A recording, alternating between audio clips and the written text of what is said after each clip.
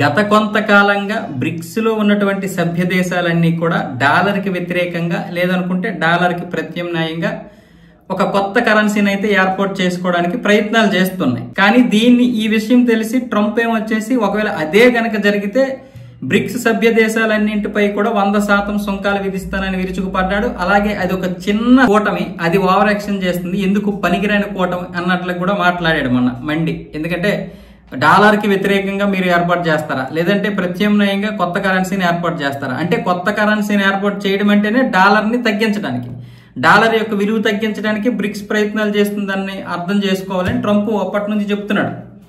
Trump కానీ ఆయన కార్యవర్గం కానీ విదేశాంగ మంత్రిత్వ శాఖ కానీ అందరూ కూడా వాళ్ళు వ్యతిరేకిస్తున్నారు అమెరికా కొత్తగా కరెన్సీ ఏదైనా తయారు చేస్తే. ఎందుకంటే బ్రిక్స్ కూటమి కొత్త కరెన్సీని ఏర్పాటు చేస్తే మిగతా కూటములన్నీ కూడా డాలర్ మీద పెద్దగా ఆసక్తి చూపించవు. దానివల్ల మరికొన్ని కూటములు కూడా కొత్త కరెన్సీని ఏర్పాటు చేసుకుంటే డాలర్కి చాలా ముప్పు వస్తుంది. కాబట్టి ట్రంప్ భయం అది.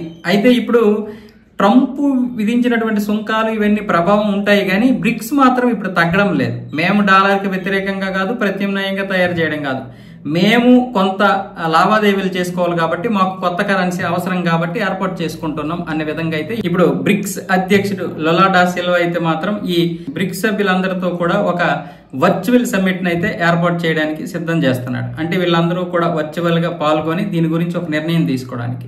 ఇప్పటికీ వీళ్ళైతే మాత్రం అమెరికాకి ఒక సందేశం పంపించారు, మేము డాలర్కి వ్యతిరేకంగా కాదు, డాలర్కి ప్రత్యామ్నాయంగా కాదు, కేవలం మా లావాదేవీలు జరుపుకోవడానికి మేము కొత్తగా కరెన్సీని ఏర్పాటు చేసుకుంటున్నాం అంటూ మాట్లాడడం జరిగింది. అంటే ఇటు డాలర్కి వ్యతిరేకంగా కాకపోయినా ప్రత్యామ్నాయంగా కాకపోయినా ఇదైతే ఖచ్చితంగా ట్రంప్ అయితే సీరియస్ గా తీసుకుంటాడు.